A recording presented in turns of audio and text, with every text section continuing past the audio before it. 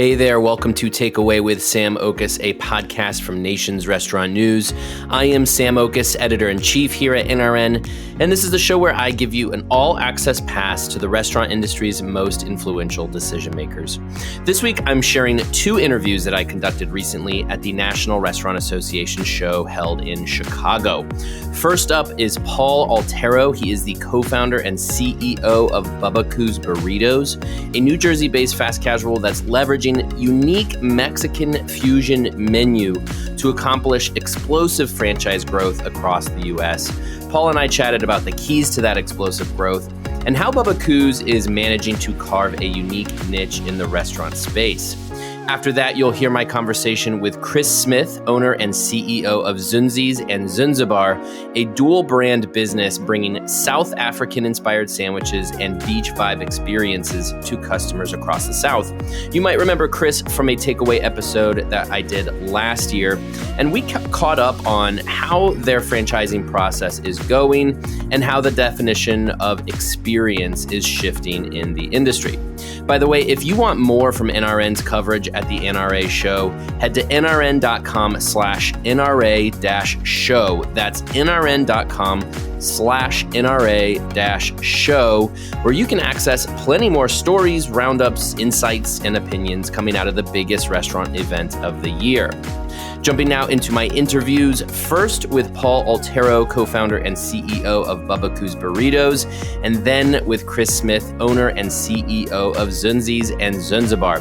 Also, don't forget to stick around after these interviews as I will share my 5 takeaways from these discussions, actionable insights that you can take with you on the go.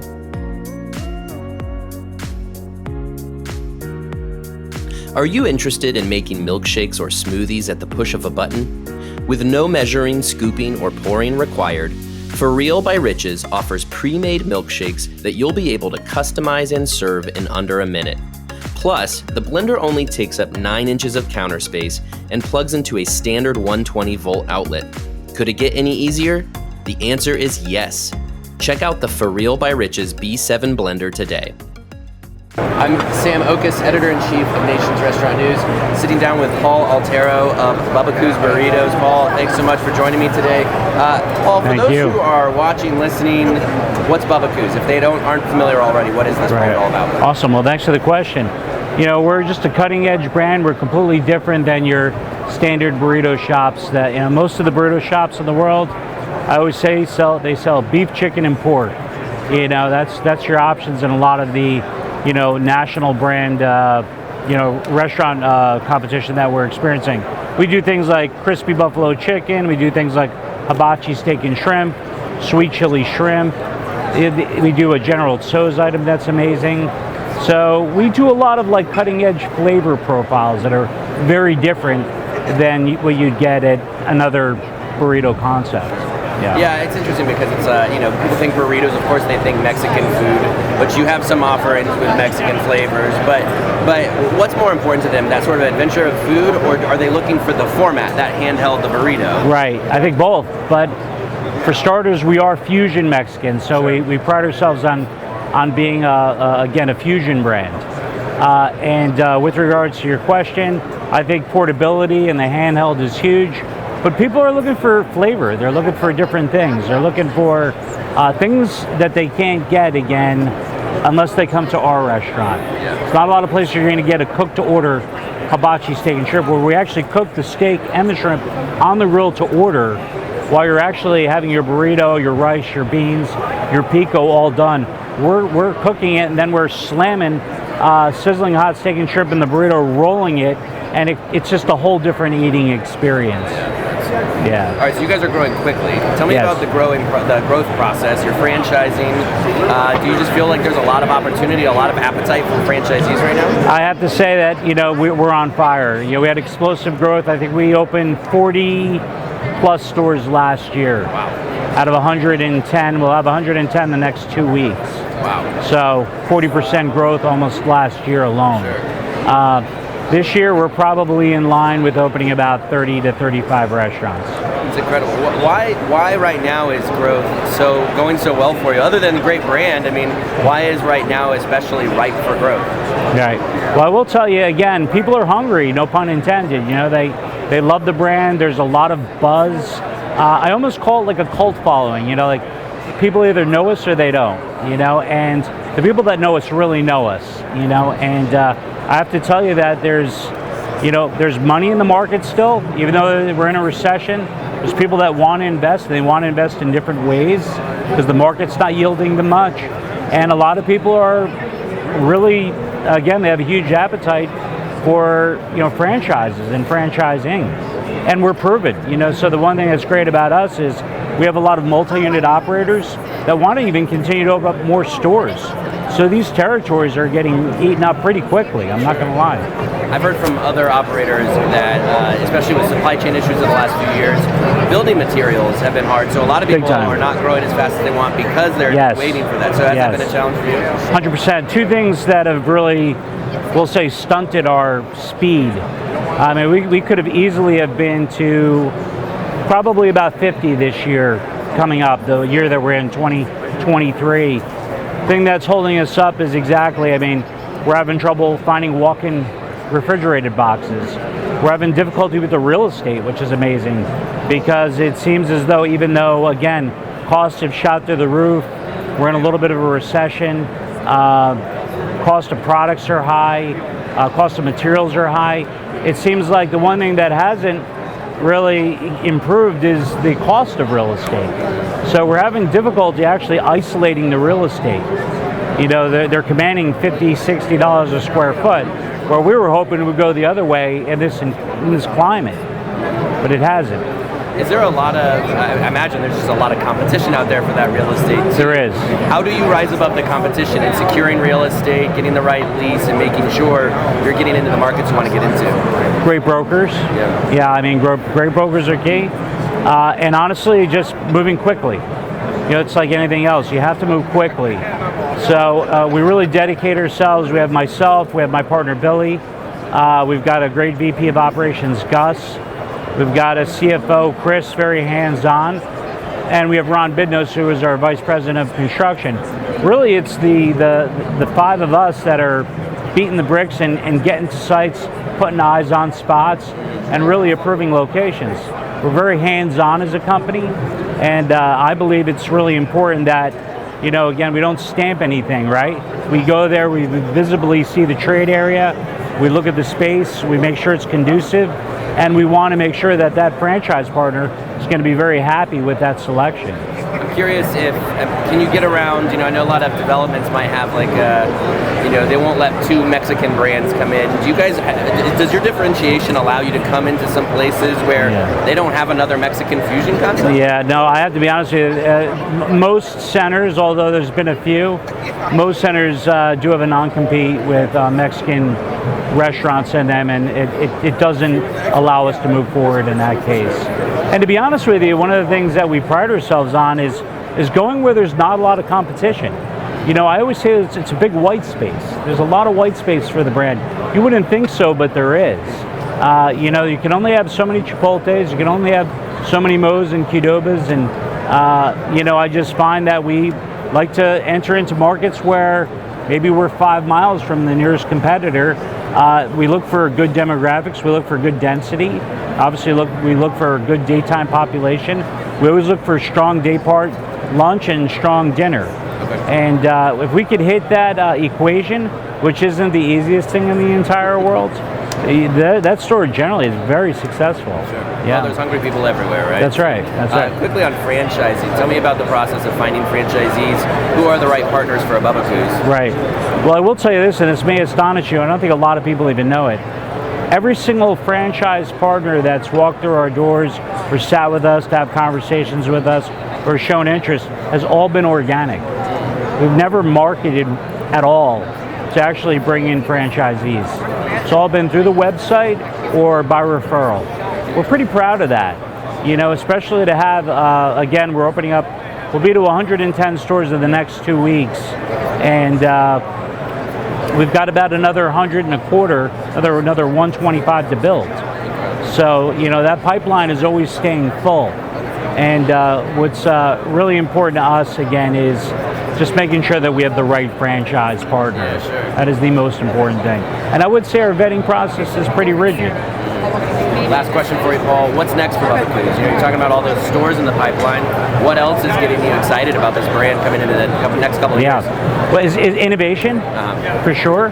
We're looking at, bringing in some new products, some different products that people have never tried.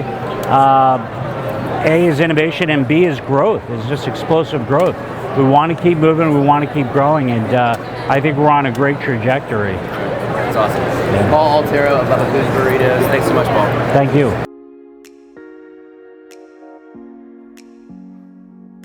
Are you interested in making milkshakes or smoothies at the push of a button? With no measuring, scooping, or pouring required, For Real by Riches offers pre-made milkshakes that you'll be able to customize and serve in under a minute. Plus, the blender only takes up 9 inches of counter space and plugs into a standard 120-volt outlet. Could it get any easier? The answer is yes. Check out the For Real by Riches B7 blender today.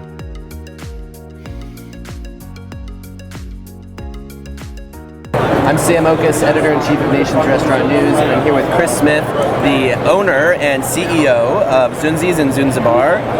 Chris, tell me about Zunzi's. For those who have not been to Georgia and experienced this brand, what's the brand all about? Yeah, so really Zunzi's, Zunzi's is our first brand. It's a 18-year-old fast casual takeout, delivery, and catering restaurant. It's a fast casual space. We're known for our South African-inspired menu, mainly our sandwiches. We've won tons of awards nationally and in Georgia. Also have fantastic wings. We recently launched some house chips at our Zunzibar model that we just opened in Tybee. So we have 2 concepts now. We've got that 18-year-old sandwich shop that we're known for, but we've taken that award-winning food and created Zunzibar, and we lead that with a full beach bar experience. Yeah. Tell me about the development of Zunzibar. I think that's so interesting because it's definitely a different experience than the fast casual model of Zunzi's. Why did you go that direction? Yeah, so during COVID, really it gave us the opportunity to rethink our model, and a fantastic location became available in Savannah. Our lease was running out of our original location after 15 years, and I kind of had this idea incubating for a while. And really COVID gave us the opportunity with the right location to pull it out. It just would have been too big of a location for the Zunzibar model. And really the goal was for us to drive a higher AUV, but keep a fast casual execution model. So our kitchen runs just like a Zunzi's would, but the experience model is a much more full service bar. So with the Zunzibar, we want to be a great bar first. We want to be a place that you want to hang out, that you want to document on social media your experience. You've got really cool drinks, look just like it's on my hat and my shirt right now. Yeah. And it's just a place that we want to own the place in people's mind that when anything great happens in your life, to go celebrate at Zunzibar. Yeah, what's the experience that customers are looking for then? Because, and I guess how do you bring these 2 brands together to create that experience? Because again, sandwiches out of a fast casual, jumping to this sort of fun, beachy bar vibe. What do you see as your customers' expectation of the brand as far as the experience they receive, and how do you constantly try to bring that for them? Right, so I think restaurants, they've obviously been disrupted from COVID. And you see even fast casual has been really impacted because of urban markets that just don't have the traffic. You have the increase in online ordering, increase in delivery, really what I consider just the convenience space of the restaurant business. You just don't have a lot of people just going and sitting, eating a sandwich for 30 minutes during lunch. They're just ordering online, taking it back to the office, or they're ordering delivery at home. And so you have these 2,500, 3,000 square foot fast casual locations that just don't have the energy that they used to have. Yeah. So we've actually scaled back our Zunzi's model as we're moving forward with our next prototype, that it's really purely convenience focused. It's small footprint, low startup cost. Those 3, takeout, delivery, catering, can drive a high AUV for this sales per square foot. We want to own the convenience spot in our guests' minds. Yeah. And then on the flip side, we don't want to blend really the experience. I don't think guests really want an experience in fast casual anymore. They want their product to be correct, right? They order it, it's correct, it's quick, it's on time, it's good value. Yeah. That's the experience. I think execution is the experience now. When the guest wants to go out, now they want to go to a place that's fun. A place that they're going to have a good time, can invite their friends, that they're going to maybe hang out for a few hours, they're going to get dressed up, they're going to look nice, they're going to be on TikTok, Instagram, social media. They want to document it. And so casual dining doesn't really fit that mold as much either, especially legacy brands. So with the Zunzibar model, we create the environment, the four walls marketing, to where the whole experience is just fun. We've got live music 7 days a week. You've got a really fun beach bar, awesome drinks. We know our food works. It's award winning. It's been the same menu for almost 20 years now. Yeah. And so we know that checks the box. Sure. So you guys are franchising. We are. Tell me about how you are franchising this sort of package deal of brands. How do you plan to expand with that two-brand model? Right. So we look at Zunzi's as your traditional, what you would think of the hockey stick growth model. That's the 1,500 square foot footprint. That's pretty simple menu, pretty lower startup cost. We're excited about that opportunity because it's what we've done for a long time. Having been a franchisee myself for 10 years as a Five Guys franchisee, I got into it while I was in college actually. I saw how a company can grow really, really fast, but it's a business and not all franchises are designed to be this 30-year investment. There's a good time to get in and a good time to get out. And for us as a company, we wanted to get real estate involved. And so with the Zunzibar model, with us pushing 3, 4, 5. We've got a location that we're looking at South Florida with our franchisee. We're projecting between 5 and 6 million in that location, just prime real estate. It's an exciting opportunity. Yeah. In those situations with a $3, $4, $5 million AUV, we can get real estate involved. And so now you've got a really good long-term investment that a franchisee can add to their portfolio. That's a great point. All right, so you do have news, which you just sort of alluded to, which is you have your first franchise deal. Tell me a little bit about that. Correct. Yeah, so this we'll have a press release coming out soon, but it was a friend, a former Five Guys franchisee. He was the largest in the system, had almost 100 locations, and so he sold around the same time I did in a couple different deals. It was really serendipitous. I had reached out to him because I was looking at how he structured his investment fund and called, and he actually the next day he was passing through to his main home from South Florida up to Richmond, and he stopped by, and we had a great conversation, and he was blown away at our operation with Zunzibar. And then he reached out and he said, hey, I got to send Kevin, who is his vice president of operations with the Five Guys and the Krispy Kremes that he had. He was like, hey, let me get Kevin down here to come check out the concept and get his thoughts. Kevin, I've actually been trying to get having Kevin look at it for 7 years now since I bought it. I was like, he's going to be our guy someday. Yeah. And he came down, was blown away. So now he's our vice president of operations for the company, taking the helm of ops so I can focus on the growth, our marketing, the concept and culture. And then Tom will be our first franchisee in Florida. So we've got a lease signed down there for Jupiter. And then we got a second location in Delray Beach that's going to be rolling here soon that we're negotiating a lease, trying to get a third one, West Palm Beach, Fort Lauderdale area. Very exciting. Yeah. All right, so obviously this thing could become a rocket ship. You could start selling lots of franchises and growth could really speed up. But I know that you're very focused on making sure this business is the best version of itself, right? Right. How do you do that? We've been talking about it through the lens of efficiency here at the show. What does efficiency mean to you? How do you make sure this brand is ready for the growth it's about to go through? Right, so I took 2 years between having Five Guys and incubating Zunzi's to figure out my life purpose. I was like, I know how hard this is going to be. We have something that's very special. It's, our fans love it. Our fans say our motto is shit yeah, right? So, we hear that all of the time.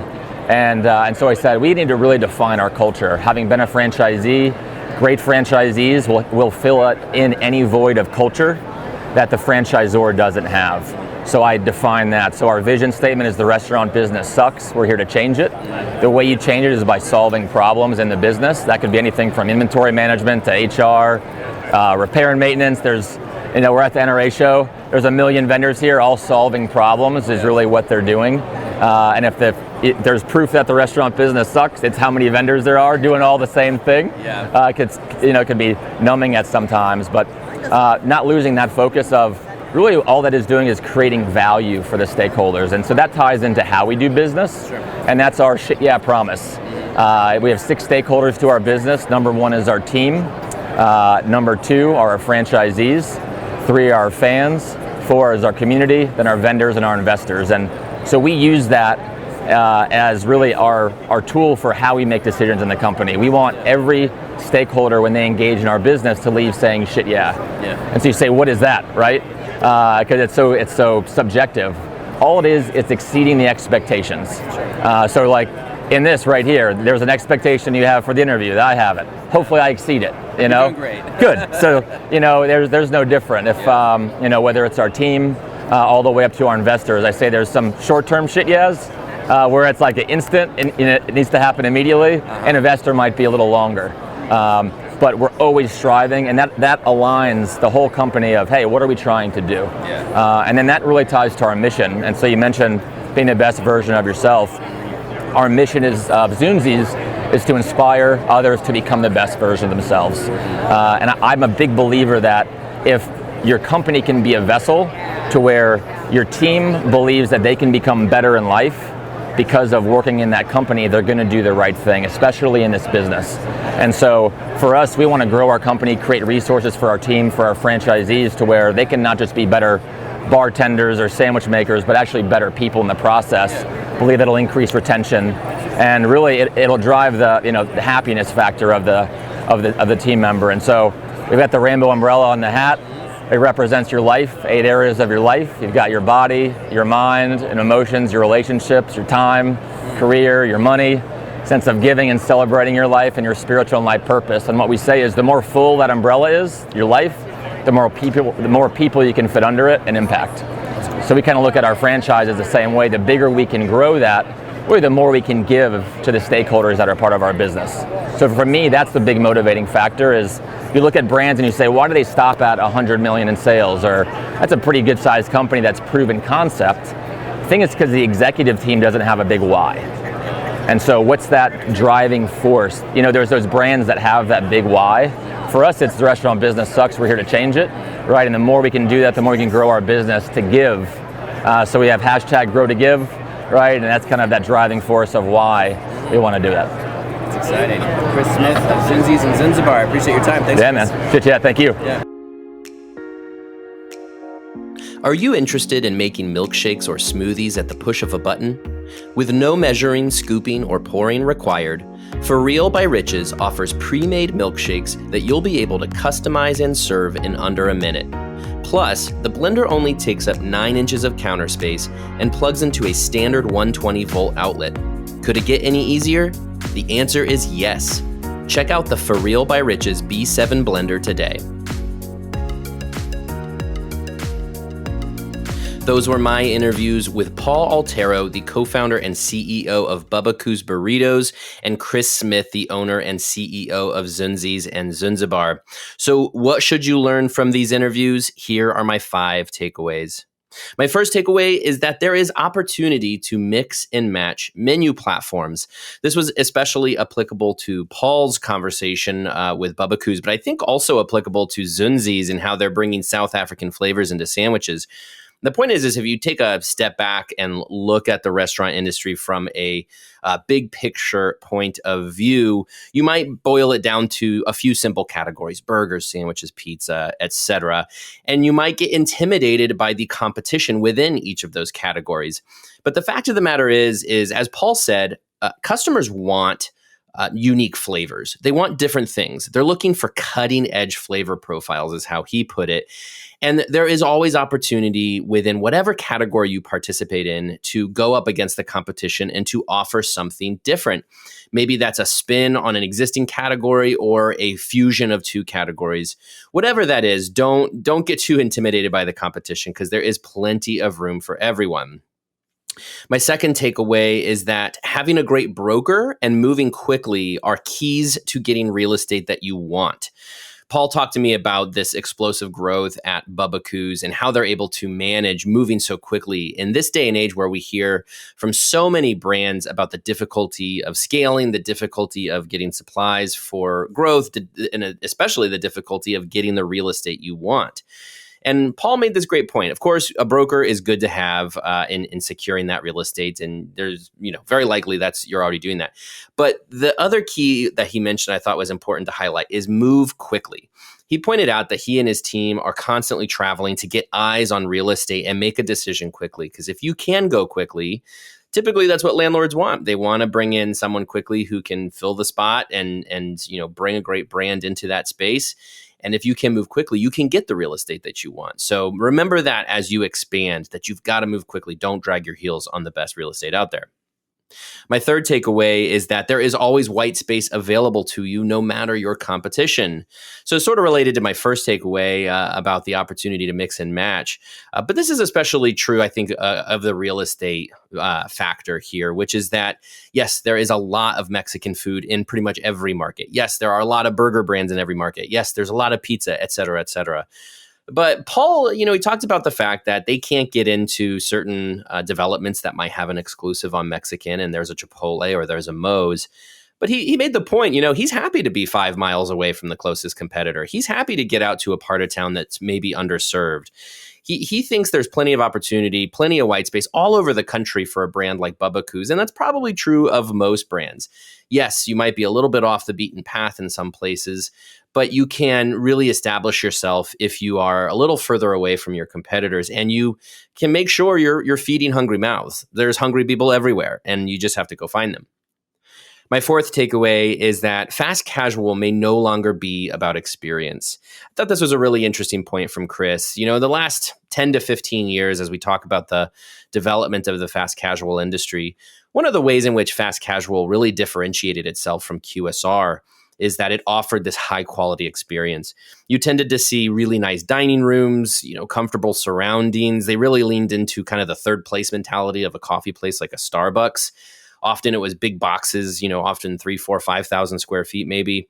Fast casual was establishing itself as a place to go and stay a while. That might not be the case anymore. Of course, there's nuance to this. It's not a black and white issue. But I think Chris brought up a really great point that fast casual has become more about convenience these days.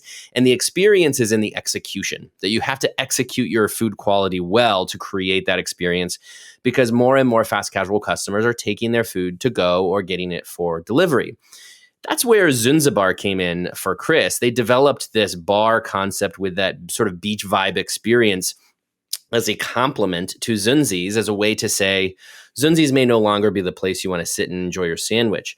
But Zunzibar, with a bar, with that laid back vibe, that is a place where you would want to go, have fun, go out with your friends, sit back and relax. And so I think Chris has really clued in on something here, which is that the experience desired by customers is shifting. Fast casual may no longer be the destination that they want to go to have an experience, but it doesn't mean they don't want an experience at all. You have to rethink, what is that experience my customers want?